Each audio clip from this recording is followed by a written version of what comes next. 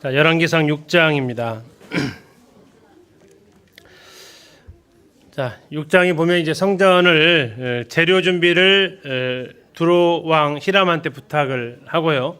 제일 많이 들어가는 재료가 나무하고 돌이기 때문에 그것을 다 이제 부탁을 합니다.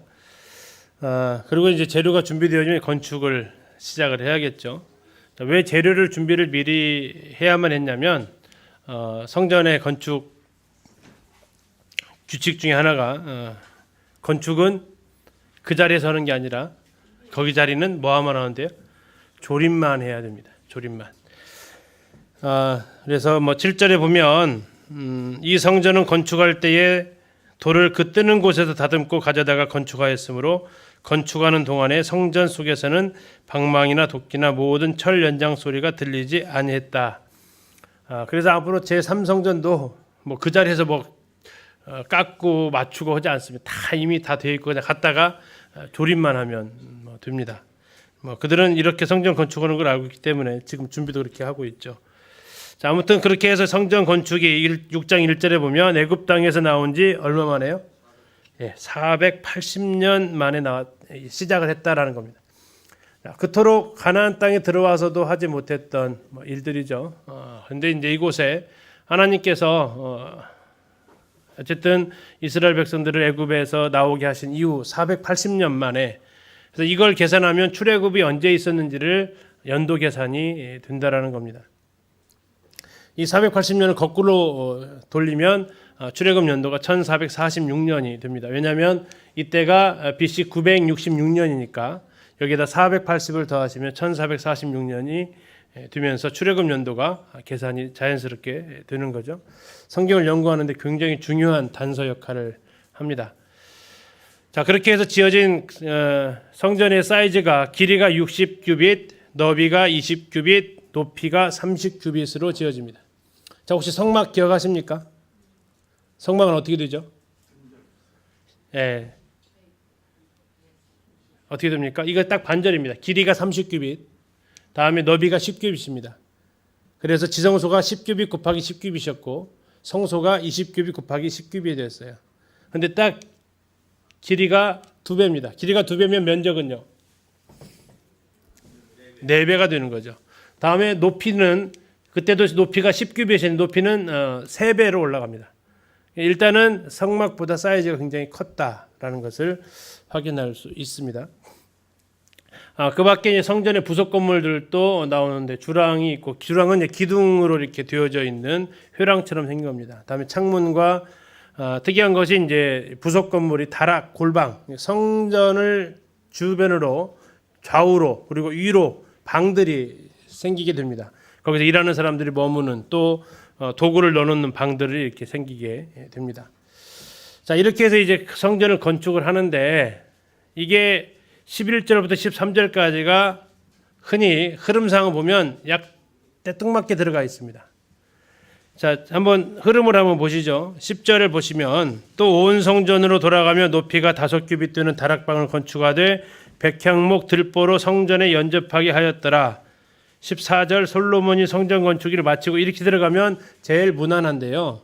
11절부터 13절까지는 하나님께서 중간에 잠시 개입을 하시는 듯한 인상을 줍니다. 11절부터 13절을 보시면 여호와의 말씀이 솔로몬에게 임합니다.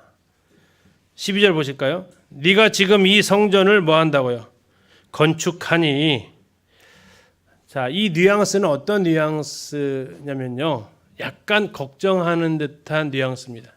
이렇게 읽으시면 감을 좀 올 수 있습니다. 네가 지금 성전을 건축한다고 하는 것 같은데 네가 놓칠까 봐 좀 걱정이다. 짓기는 짓는다고 하는 것 같은데 솔로몬아 약간 좀 걱정된다. 뭐가 걱정되셨냐면 하나님은요, 12절 보니까 네가 만일 내 법도를 따르며 내 율례를 행하며 내 모든 계명을 지켜 그대로 행하면 내가 내 아버지 다윗에게 한 말을 너에게 확실히 이룰 것이요 내가 또한 이스라엘 자손 가운데 거하며 내 백성 이스라엘을 버리지 아니하리라. 다시 얘기하면 한번 생각해 보세요. 하나님께서 관심이 뭐에 있는가 한번 생각해 보시라고요. 성전을 건축하는 것에 있는 것인지 아니면 솔로몬의 그 마음에 있는 것인지 뭐에도 관심 있어 보이세요? 12절은 딱 한마디 하세요. 지금 성전 건축하고 있지. 근데 말이야, 솔로몬아, 그거보다 더 중요한 게 있다. 뭘 더 중요하다고요? 네가 내 말을 좀 잘 들어야 된다. 성전 건축하는 것도 좋긴 한데 성전 건축하는 데 있어서 네가 이거 지었다고 뭘 다 한 것이 아니라 더 중요한 것은 내가 말한 것을 네가 들어야 된다라는 겁니다. 이게 하나님 좀 우려하는 듯한 표현을 지금 우리가 여기서 잠깐 볼 수 있다라는 겁니다.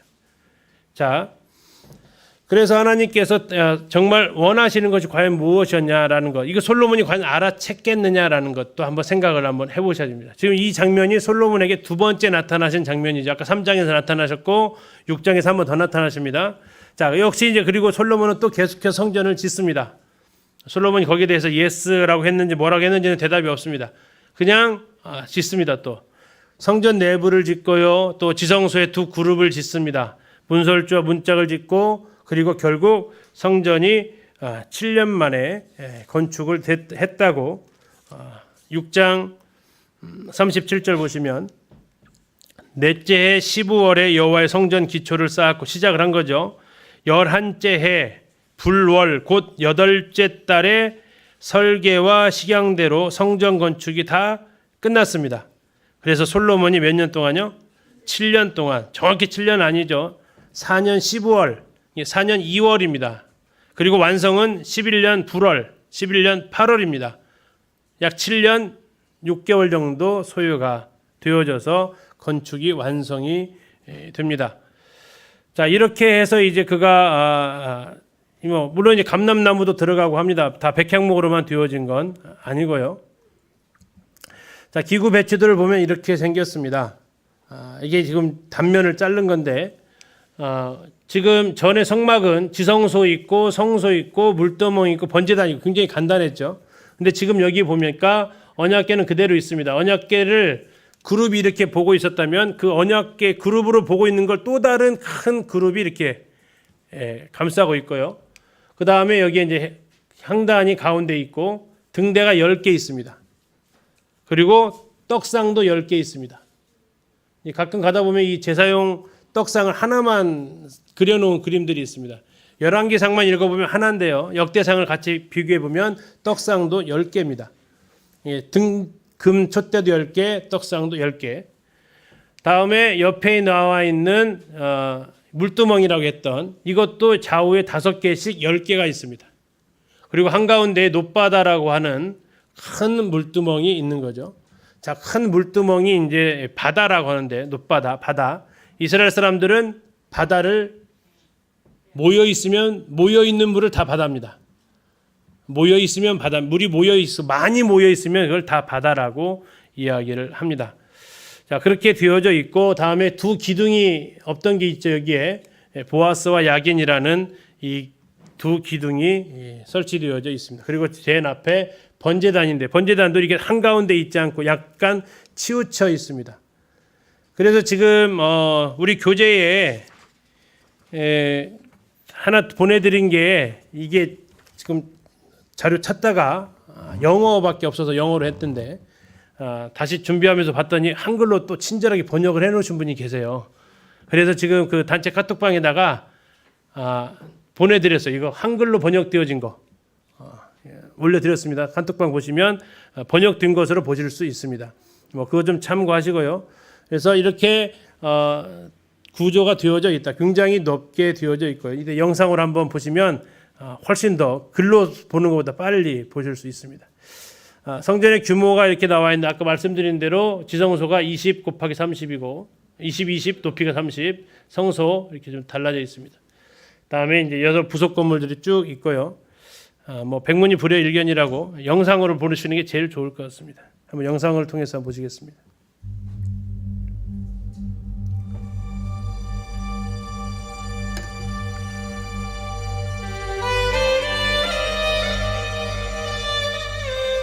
이게 이제 번제단부터 보이시는 거죠.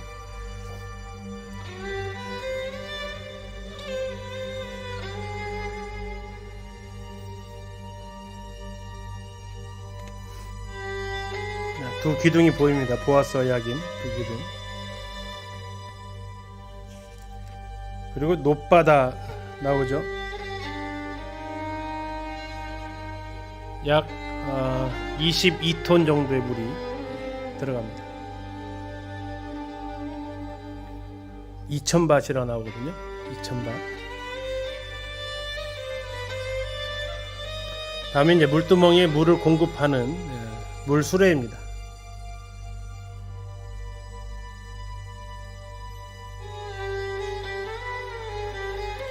이 놋제품들을 누가 만들었다고요?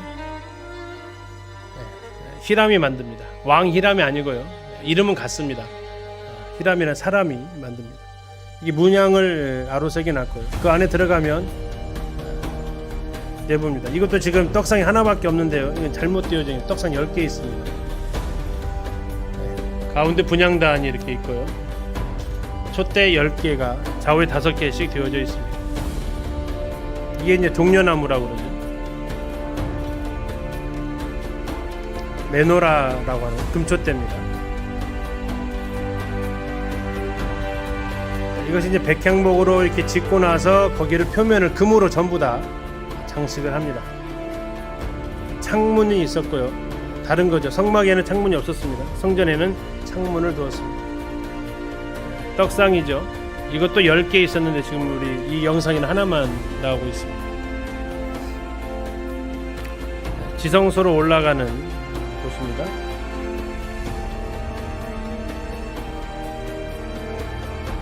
이제 분향단이죠.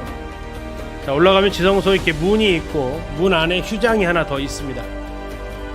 문만 있는 건 아니고 여기도 문만 보이는데 휴장이 하나 더 있고, 지금 가운데 있는 게 언약궤죠.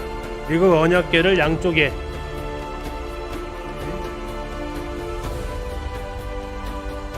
날개가 양쪽에 닿게 양쪽 그 두 개 그룹이 이렇게 있습니다.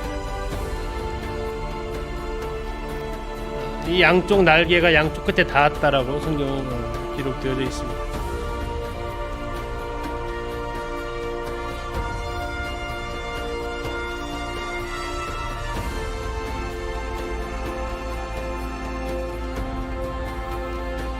뭐 어떤 형상으로 했는지 나와 있지 않기 때문에 이건 이제 뭐 작가가 한 거고요. 지금 주랑 이렇게 쭉 옆에 있는 게 이제 주랑으로 이제 보이시는 거고요. 이렇게 되어져 있습니다. 자, 뭐 이 부분은 이게 성경에 딱 구체적으로 사이즈나 모양이 나와 있는 것도 있지만 아닌 것도 있어서 그대로 재현해내기는 굉장히 어렵습니다. 뭐 성막도 뭐 그룹이라고 나와 있는데 그룹이 어떻게 닮았다 이런 것은 안 나와 있기도 하지만요. 자, 그리고 어쨌든 이제 이 과정을 한번 더 좀 보면서 살펴보겠습니다. 7장에는 아까 6장의 성전 건축이 끝났죠. 7년 걸렸습니다. 7년 6개월 정도. 다음에 7장은 왕궁 건축을 합니다. 13년 걸립니다. 13년이면 많이 걸렸습니까? 조금 걸렸습니까? 성전 7년은요? 조금 걸렸나요? 이게 뭐 단순 비교로는 안 됩니다. 성전은 저 단일 건물이고요. 왕궁은요? 굉장히 많은 부속 건물들이 있기 때문에 어떻게 자기가 사는 곳을 2배로 짓느냐 이걸 가지고 판단할 것은 아닙니다. 동일하게 비교할 것은 아니라는 거죠. 사이즈도 아까 보니까 훨씬 더 크죠. 이게 어쨌든 뭐 더 많은 사람들이 기거를 해야 되니까. 근데 여기서 이제 주목해야 될 것이 바로 바로의 딸을 위한 집을 지어 주었다라는 것입니다. 아까 3장에서 약간 불안했던 이 부분이 이제 뭐라 할까요? 싹이 나고 이파리가 돋아났다라고 할 수 있을까요? 다윗성에 있었던 그의 거처도 바로의 그 딸을 위한 거처도 바로 하나님 성전 있는 곳까지 옮겨주는 그 장면을 볼 수 있습니다. 그리고 다시 성전 이야기를 합니다. 그렇죠? 이게 왕궁 성전 하다가 갑자기 왕궁 등장하고 또 다시 성전 이야기를 해요. 그래서 뭐 이게 7년 다 짓고 나서 왕궁 13년을 한 건지 아니면 동시에 출발 안 했더라도 어느 정도 성전 짓고 가다가 그 다음에 왕궁 다시 동시 공사가 진행됐는지는 정확하게 이렇게 나와 있지는 않지만 아무튼 이렇게 성경에서 기록되어지는 모습은 왕궁 공사 얘기하다가 갑자기 또 성전 이야기를 합니다. 자, 여기서 이제 우리가 생각해 보려고 하는 것이 바로 솔로몬이 초청했던 이 히람이라는 사람입니다. 7장 13절 한번 보시겠습니다. 솔로몬 왕이 사람을 보내어 히람을 두루에서 데려오니, 아까 히람 왕이 아닙니다. 여기 히람은요. 그래서 다른 번역에서는 후람이라고 하는 것도 있습니다. 후람이라고, 이름을 좀 헷갈리니까. 근데 이 사람은 왕은 아닙니다. 그에 대해서 14절에 소개합니다. 그는 납달리 지파 과부의 아들이다 라고 나옵니다. 그런데 특이한 것은 그의 아버지는 누구라고요? 두롯 사람이다. 그리고 노쇠 대장장이다. 그러면 왜 이 사람을 데려왔느냐? 이 히람은 모든 논일의 지혜와 총명과 재능을 구비한 자이다. 솔로몬 왕에게 와서 그 모든 공사를 했다. 그리고 그가 만든 것들을 쭉 이야기를 해주는 겁니다. 자, 이 성경을 썼던 기자는 성전 이야기를 하다가 느닷없이 이 놋 공사하는 장면에 와서 히람이라는 사람을 등장을 시킵니다. 자, 이스라엘에는 놋을 다룰 수 있는 사람이 없었을까요? 없었을까요? 설마 없었겠습니까? 그렇죠. 그런데도 불구하고 솔로몬은 이 사람을 데려옵니다. 그런데 왜 이 사람의 가족 관계를 얘기하고 있었을까요? 굳이 왜 얘기할까요? 왜 굳이 이 사람이, 엄마는 납달리 지파 사람이고 과부의 아들이었고 아버지는 두롯 사람이라고 왜 소개했을까요? 무슨 관계가 있을까요? 한번 이렇게 생각을 한번 해보시죠. 자, 이게 딱 우리가 집을 이렇게 가거나 공사를 했을 때 예를 들어서 보면, 와, 잘 해놨어요. 그러면 혹시 가서 뭐라고 물어보십니까? 이거 누가 공사했어? 물어보지 않습니까? 그죠? 좋으면 우리도 불러서 시키려고, 와, 이거 네 모델이 누가 했어요? 이렇게 물어보지 않습니까? 자, 이 성전이 건축되어지고 나면 역시 무슨 일이 벌어질까요? 이거 누가 공사했어? 하는 거죠. 성전에서 대표적인 물건들입니다. 딱 들어가면 놋으로 되어진 것들. 그런데 히람이 했다. 그럼 이름 자체가 느낌이 어떻습니까? 이방인 냄새가 물씬 나죠. 그래서 한 다리를 걸쳐보는 겁니다. 뭐라고요? 그래도 엄마는 우리 민족이야. 그래도 엄마는 우리 민족이야. 이것이 뭐라고 어떤 자랑스러운 것이라고 좀 궁색한 듯한 느낌을 주는 것입니다. 근데 그가 만들었던 것들입니다. 놋으로 된 것들을 그가 다 만듭니다. 보아사 야긴을 만들고요. 그 다음에 아까 보셨던 뭘 만듭니까? 놋바다를 만듭니다. 자, 여기서 원주율이 나오죠. 지름이 10규빗인데 둘레가 30규빗입니다. 파이 공식이 나옵니다. 지름의 3.14배. 물건이니까 딱 이렇게 나오는데, 자, 여기서 이제 우리가 생각해 볼 것은 바로 이 놋바다를 받치고 있는 동물입니다. 뭐가 받치고 있습니까? 소가 받치고 있습니다. 자, 십계명에서 하나님께서 금하셨던 것이 있습니다. 너희는 그 어떤 형상도 새겨서 만들지 말아라. 성막에 어느 동물 형상이 있습니까? 없습니다. 그런데 성전에서 두롯 출신, 아버지 두롯 사람인 이 히람이 와서 얼마나 힘들었겠습니까? 그 소 12마리를 갖다가 그 해가지고 틀에 넣고 이렇게 해가지고 만드니 정말 기술이 많이 필요한 거죠. 그냥 이스라엘은 너무나도 간단하지 않습니까? 물 뜨면 그냥 탁 해가지고. 근데 12마리의 소를 갖다가 궁둥이를 전부 다 안쪽으로 집어넣고, 궁둥이가 밖으로 보이면 만들기는 쉬웠을 거 아닙니까? 엉덩이만 이렇게 동그랗게 만들면 되니까. 근데 머리가 다 앞으로 튀어나와 있으면요, 전부 다 이거 눈, 코, 이렇게 다 새겨놔야 되잖아요. 상당히 쉽지 않은 공사인데 문제는 뭡니까? 새겨놓은 형상이 성전 안에 등장을 한 겁니다. 아마 이스라엘 사람들이 했다면 이렇게는 하지 않았을 겁니다. 성경에서 이 송아지는 우리에게 약간의 거부감을 주기도 합니다. 제사로 쓰여지면 괜찮습니다. 그러나 조형물로 나타나면요, 약간 걱정이 됩니다. 예, 금송아지를 연상시키는 거죠. 뭐 노시나 금이나 색깔은 똑같습니다. 그렇죠? 자, 아무튼 이러한 부분들을 한번 생각을 해보자는 겁니다. 왜 굳이 솔로몬은 성전의 기물을 만드는 굉장히 중요한 대부분이 지금 보시는 대로 전부 다 놋이에요. 다 놋. 그 많은 공사를 이스라엘 사람이 아닌 두로스 사람의 피가 흐르는 그 사람을 데려다가 이름에서부터 이방의 냄새가 물씬 풍겨나는 그를 불러다가 그 일을 맡겨야만 했나. 마치 아까 초반에 말씀드렸지만 저기 성전은 성전인데 재료도 수입산, 기술자도 외국인. 이스라엘 백성의 정체성은 과연 어디가 있나 하는. 성막은 전혀 그렇지 않았지 않습니까? 재료도 그들이 구할 수 있는 그 주변의 것들. 그것을 만든 사람도 역시 하나님의 백성들. 솔로몬은 왜 이러한 선택을 했을까요? 무엇이 그를 그렇게 잘해보고자 했을까요?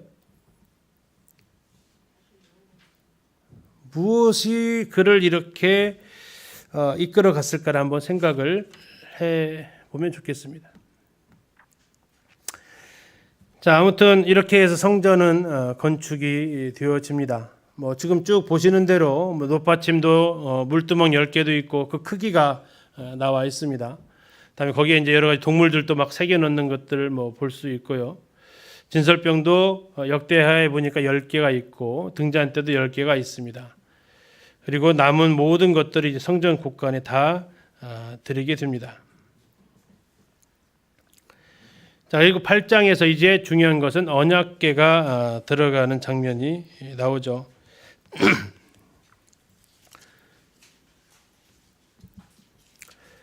자, 언약궤가 성전 안에 안치가 됩니다. 이 시기를 가리켜서 성경은 이렇게 이야기를 합니다. 솔로몬이 2절입니다.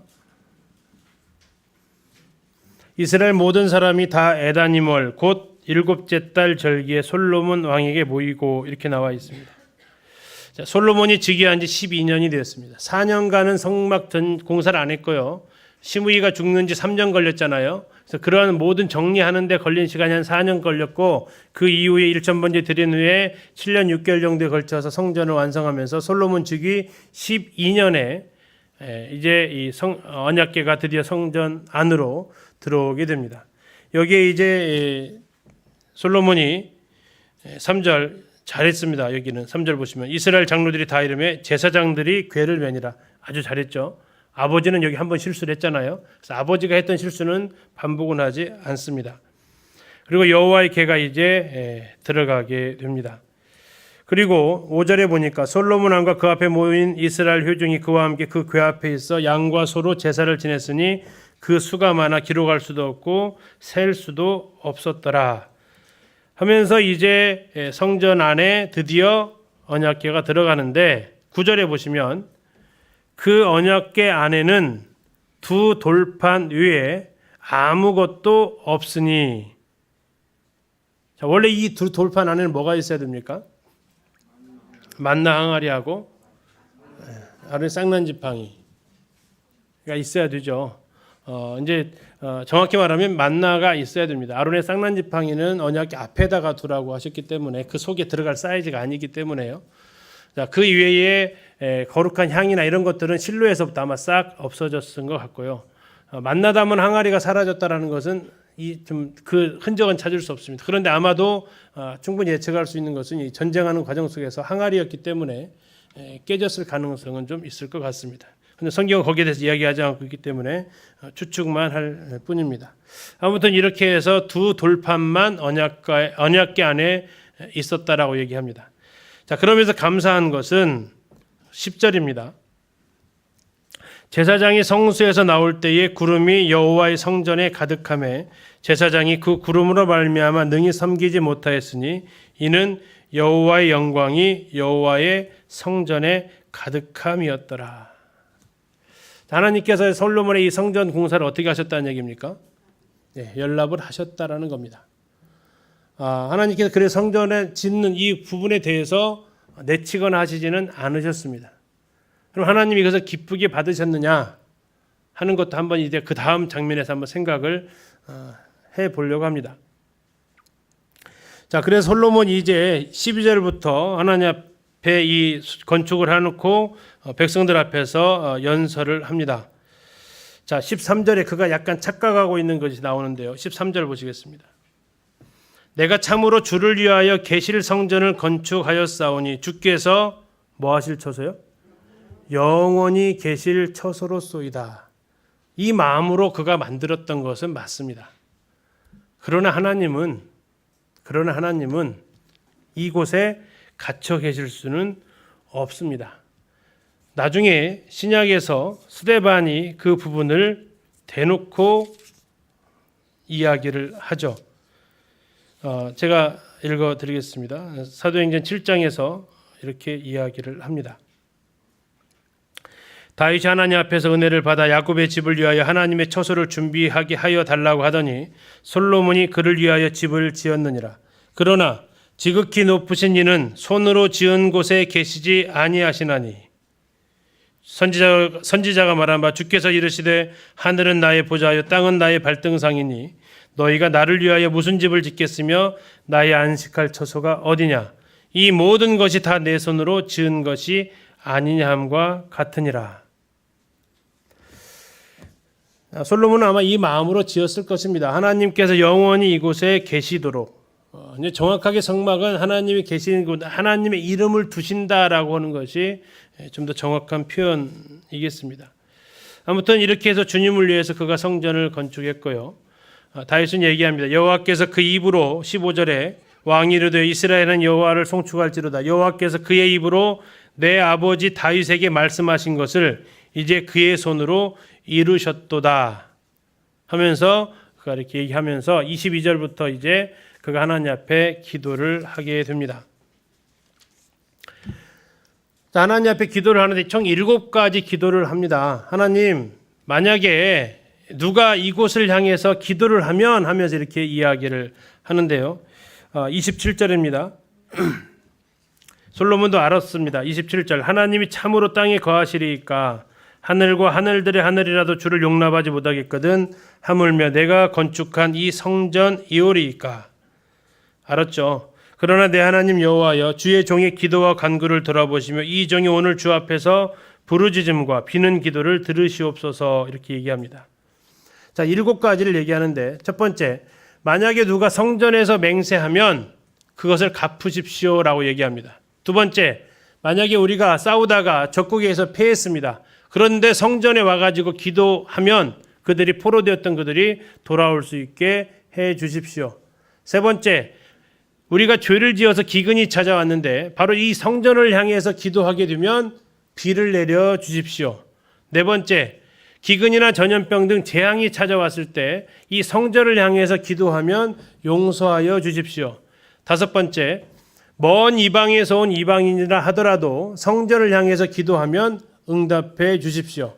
여섯 번째, 전쟁을 위해서 전쟁하러 나가는데 이 전쟁을 위해서 성전을 향해서 기도하면 그들을 돌아보아 주십시오. 일곱 번째, 이게 굉장히 중요한데요.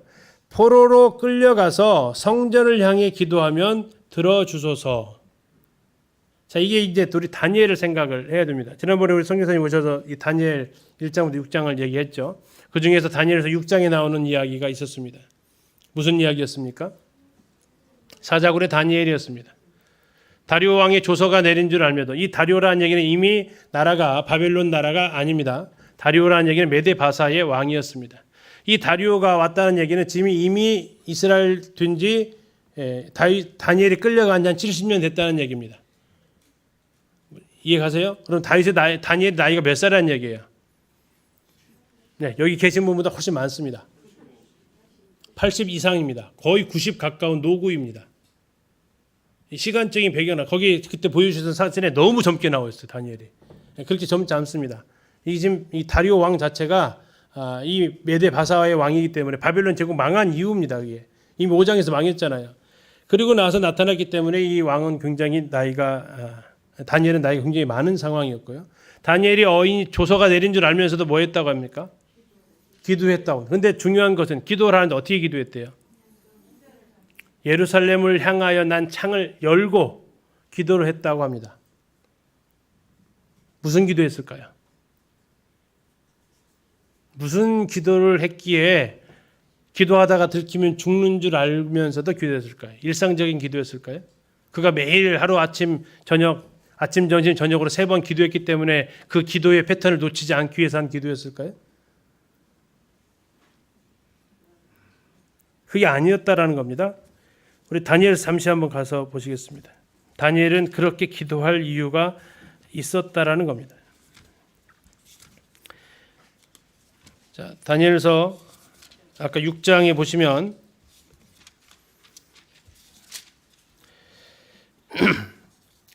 1절에 이렇게 나와 있습니다. 다리오라는 왕이 나오죠. 다리오가 자기의 뜻대로 고관 120명을 세워서 전국을 통치하게 하고 또 그들 위에 총리 셋을 두었다. 자, 시간이 좀 흘러간 것처럼 보입니까? 초기로 보입니까? 약간 시간이 지방관 파견하고 하려면 시간이 좀 걸린 거죠. 자, 그때 일어난 상황에 9장으로 가시겠습니다. 다니엘서 9장입니다. 9장 1절 메대 족속 아하수에르 아들 다리오가 갈대아 나라 왕으로 세움을 받던 첫 해입니다. 첫 해. 곧 그 통치 원년에. 그러니까 9장이 시간으로 빨라요? 6장이 빨라요? 네? 6장이 시간적으로 빨라요? 9장이 빨라요? 9장이 빠르다는 얘기예요. 통치 원년에 나 다니엘이 책을 통해서 여호와께서 말씀으로 선지자 예레미야에게 알려주신 그 연수를 뭐 했다고요? 깨달았다. 뭔데? 곧 예루살렘의 황폐함이 얼마 만에요? 70년 만에 그치리라 하신 것이다. 지금 언제 이것을 알았냐면요. 다니엘이 다리오가 통치하던 그 원년에 바벨론이 망하고 나서 메데바사가 등장하고 그 원년에 예레미야가 썼던 그것을 구해서 읽었다는 얘기예요. 그 읽으면서 뭘 알았다고요? 70년이다. 끝났다. 뭐가요? 포로 생활이 끝났다. 그리고 하나님 앞에 하나님께서 이제 이 예레미야를 통해서 하신 말씀을 뭐 하실 것만 남았습니까? 이루실 것만 남았습니다. 그거 알고 6장으로 가서 그는 하나님 앞에 이제 기도하기 시작합니다. 뭐라고요? 무슨 기도했겠냐고요? 예레미야에게 하셨던 그 말씀을 어떻게 해달라고 기도했겠습니까? 이루어달라고요. 근데 그 근본은 어디로 가냐면 열왕기상 여기 8장으로 온다고요. 솔로몬이 뭐라고 했습니까? 포로로 끌려가서, 자, 그 장면을 잠깐 한번 보실까요? 열왕기상으로 다시 오셔서 열왕기상 8장 46절부터 보시면 46절 끝에요. 적국이 그들을 사로잡아 원근을 막론하고 적국의 땅으로 끌어간 후에, 다니엘의 상황이죠. 원근을 막론하는데 되게 멀리 잡혀갔어요.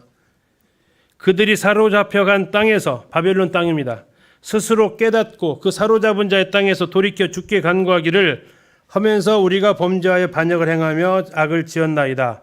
그러면서 기도하면 49절 주는 계신 곳 하늘에서 그들의 기도와 간구를 드시고 그들의 일을 돌아보시오며 주께 범죄한 백성을 용서하시며 주께 범한 그 모든 허물을 사하시고 그들을 사로잡아간 자 앞에서 그들로 불쌍히 여김을 얻게 하사 그 사람들로 그들을 불쌍히 여기게 하옵소서.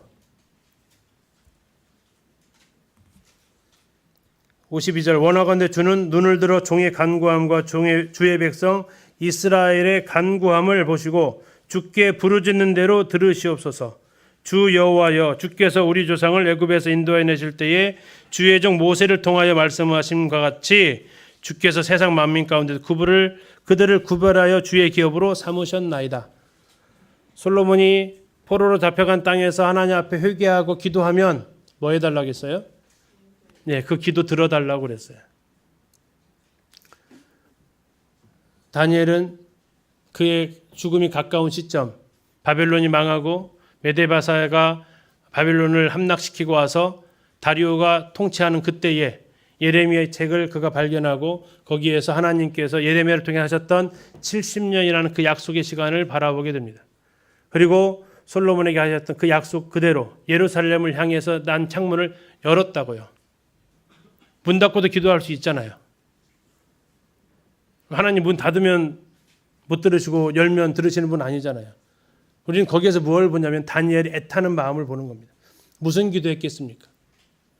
그는 느헤미야처럼 하나님 앞에 회개의 기도를 했을 겁니다. 한결같이 구약의 선지자들은 이스라엘 백성들의 그 죄를 자기의 죄로 여겼습니다. 하나님 앞에 회개하고 기도합니다. 하나님 용서해 달라고, 다시 우리가 돌아가게 해달라고, 하나님 70년이라는 시간이 차지 않습니까? 하고 하나님 간구합니다. 자기의 목숨은 그는 돌아볼 겨를이 없어. 이 민족을 향해서. 왜? 이게 바로 솔로몬이 했던 마지막 장면에 하나님 앞에 기도했던 그 내용입니다. 자, 그때 하나님께서 그 기도를 어떻게 하셨습니까? 그 기도를 들어 주셨다라는 겁니다. 그리고 이제 그 가운데서 하나님 앞에 희생 제물을 드립니다. 희생 제물의 규모가요, 소 22,000입니다. 양이 12만 마리예요. 아까 1,000번지하고 한번 비교해 보십시오. 사이즈가 어떻습니까? 비교도 안 되죠. 1,000번째 드리니까 정성이 가득해서 만나주셨다, 그런 얘기 하지 말라는 얘기예요. 어디 비교가 됩니까? 소 22,000인데 1,000번째하고. 그렇게 성경을 오용해가지고 신도들한테 돈 뜯어내는 그런 무지막지한 일을 해서 안 된다고요. 얼마나 이 비교가 되냐고요. 저 정도 나타났으면 이제 하나님이 꿈에 나타난 게 아니라 어떻게 해야 돼요, 이제. 손잡고 다니셔야죠, 저 정도 되면. 하나님이 그렇게 해가지고 듣고 이런 분이 아니라는 겁니다. 성전을 향해서도 마찬가지라는 거예요. 자, 이렇게 해서 하나님 앞에 했더니 하나님께서 9장입니다. 솔로몬이 여호와의 성전과 왕국 건축하기를 마치며, 그 다음이 좀 씁쓸합니다. 같이 한번 읽어보실래요? 시작. 자기가 이루기를 원하던 모든 것을 마친 때에. 어디가 씁쓸하십니까? 이게 좀 바꾸면 어떻게 하면 좀 아름다워질까요? 하나님께서 명하신 것을 다 했다라고 하면 아름답겠죠. 근데 열왕기 선지서는, 열왕기 기자는 그렇게 표현하지 않습니다. 어떻게 했습니까? 자기가 이루기를 원하던 모든 것을 마쳤다. 하고 싶은 대로 썼잖아요. 재료도 일꾼도. 그가 하나님 뜻에 맞는지 아닌지 그것까지는 그가 별로 생각을 안 했지 않았나 싶습니다. 그런데 하나님은요, 그걸 받으세요. 근데 하나님의 본심은 거기에 있지 않아요. 하나님의 본심은 2절입니다. 여호와께서 전에 기브온에 나타나신 것 같이 다시 솔로몬에게 나타나십니다. 이렇게 얘기하십니다. 3절. 여호와께서 그에게 이르시되 네 기도와 네가 내 앞에서 간구한 바를 내가 뭐 했다고요? 들었다고요. 그러니까 아까 7번째 했던 포로로 잡혀간 그 나라에서 했던 그 기도 하나님께서 오케이 사인하셨다는 얘기예요. 나는 네가 건축한 이 성전을 거룩하게 구별하여 내 뭘 둔다고요? 내 이름을 영원히 그곳에 두겠다. 내 눈길과 내 마음을 항상 거기에 있겠다. 내가 거기 산다라는 게 아니고 내 모든 관심을 거기에 두겠다라고 하는 겁니다. 근데 이것도 마찬가지. 아까 느낌 보셨죠? 6절에서 네가 성전을 짓지, 그치? 근데 말이야, 이거랑 느낌이 지금 같이 생각하시고요. 드디어 다 졌구나. 그치? 다 졌지? 그래, 다 지었다. 그래, 네가 하라는데 내가 기도를 내가 여기에 관심을 둘 거야. 근데 말이야, 더 중요한 게 있다. 4절입니다. 네가 만일 내 아버지 다윗이 행함같이 마음을 온전히 하고 바르게 하여 내 앞에서 행하며 내가 너에게 명령한 대로 온갖 일에 순종하여 내 법도와 율례를 지키면 내가 내 아버지 다윗에게 말하기를 이스라엘 왕이 오를 사람이 너에게서 끊어지지 아니하려 한 대로 내 이스라엘의 왕위를 영원히 견고하게 하려니와 만일 너희나 너희의 자손이 아주 돌아서서 나를 따르지 아니하며 내가 너희 앞에 둔 나의 계명과 법도를 지키지 아니하고 가서 다른 신을 섬겨 그것을 경배하면 7절 내가 이스라엘을 내가 그들에게 준 땅에서 끊어버릴 것이요 내 이름을 거룩하게 구별한 뭐라도요 이 성전이라도 그 다음에요 내 앞에서 던져버리리니 이스라엘 모든 민족 가운데 속담거리와 이야기거리가 될 것이며 이 성전이 높을지라도 지나가는 자마다 다 놀라며 비웃어 이르되 여호와께서 무슨 까닭으로 이 땅과 이 성전에 이같이 행하셨는고 하면 대답하기를 그들이 그들의 조상들을 애굽 땅에서 인도해내신 그들의 하나님 여호와를 버리고 다른 신은 따라가서 그를 경배하며 섬김으로 여호와께서 이 모든 재앙을 그들에게 내리심이라 하리라 하셨더라. 3절부터 9절까지 이야기를 하시는데요. 성전 이야기는 딱 몇 절입니까? 성전 언급은 딱 몇 절이에요? 딱 한 절 합니다. 딱 한 절. 그래, 내 기도 들어줄게. 그리고 내 모든 눈, 내 귀 이곳에 내가 관심을 둘게. 그러나 나머지 4, 5, 6, 7, 8, 9절 6절에 걸쳐서는 그것에 하나님은 관심이 있는 게 아니라 네가 정말 내가 너에게 가르쳐준 대로 명한 대로 하나님의 말씀을 듣고 따르느냐 안 따르느냐 그것에 나는 더 마음이 가 있다. 그래서 만약에 이렇게 화려하게 잘 지어놨다 하더라도 네가 만약에 여기에서 떠나버리면 어떻게 하신다고요? 아까 읽으셨던 거. 내 앞에서 던져버리겠다. 던져버리겠다. 내 앞에서 던져버리겠다. 나중에 예레미야 7장에 가면 예레미야는 요시야 때의 선지자입니다.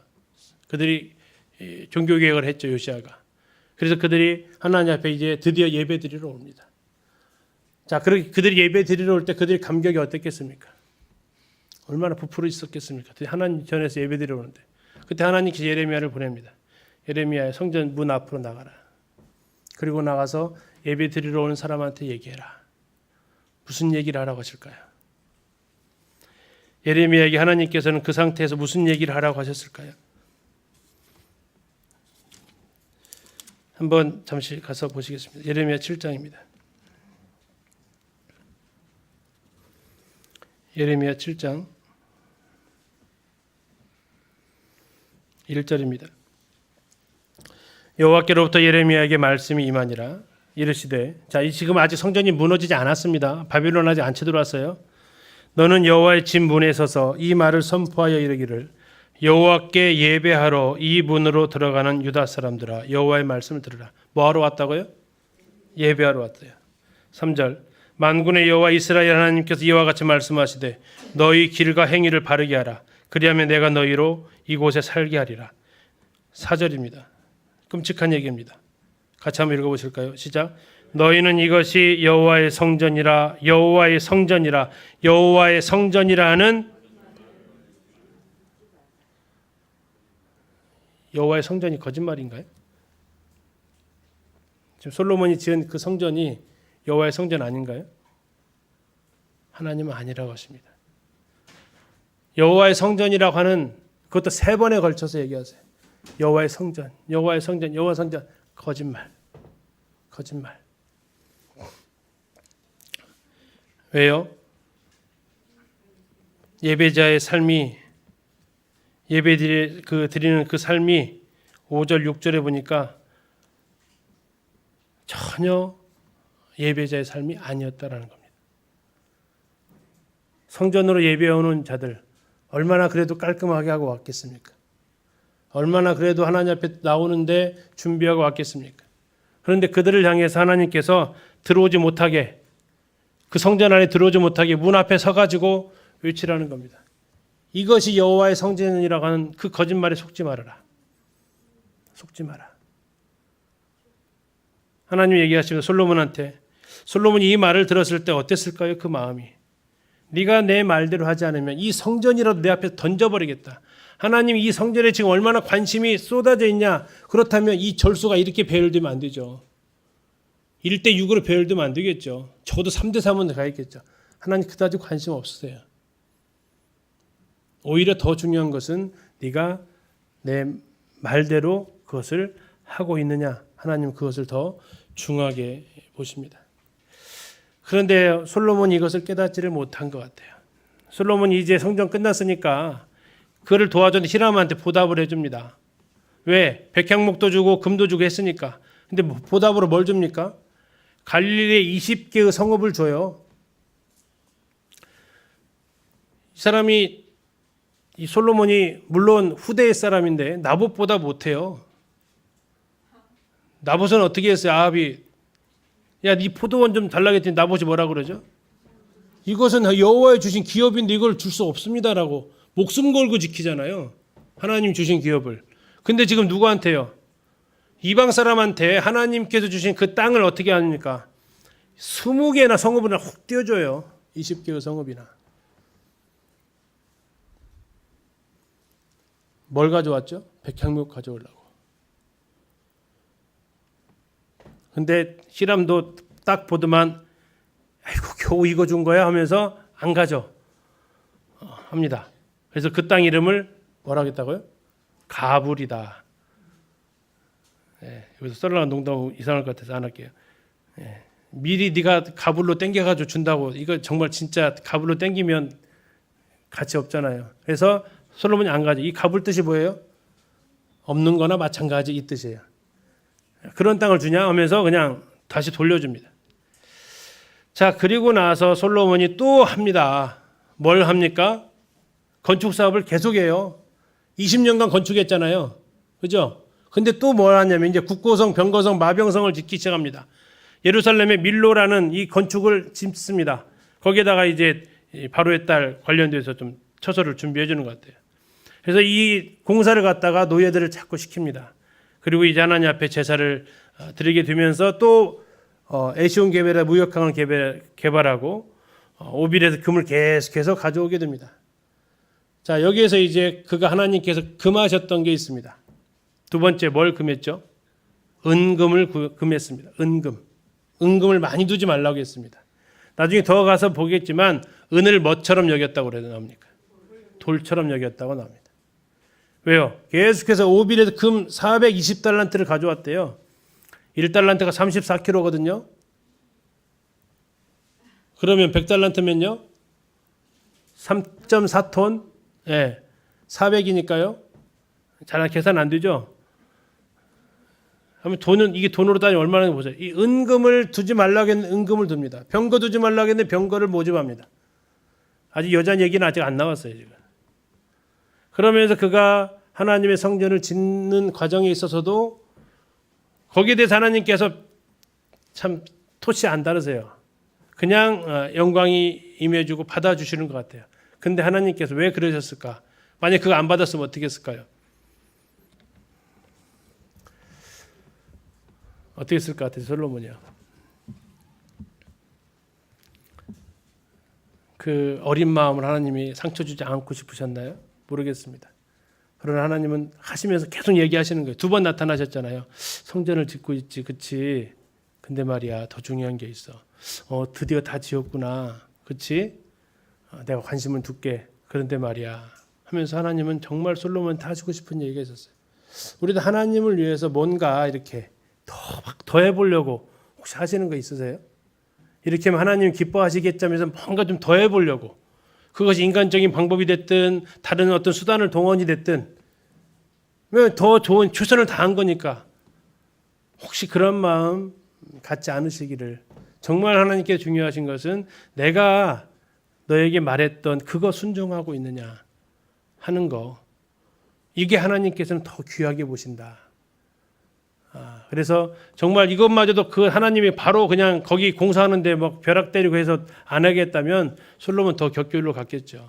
그나마 그거 받아주시면서 알았어 할 테니까 그래 알아서 받아줄게. 하지만 정말 더 중요한 건 놓치지 마라 하는 게 하나님 아버지의 마음이 아닌가 생각을 해보게 됩니다. 아무튼 우리가 하나님을 위해서 무엇을 한다고 할 때 이거 보면서 그랬어요. 정말 조심해야겠다. 이게 더 좋은 방법 아닙니까? 방법을 자꾸 추구하고 이게 더 중요한 게 아니라 하나님의 마음이 어디에 있는지를 봐야겠다.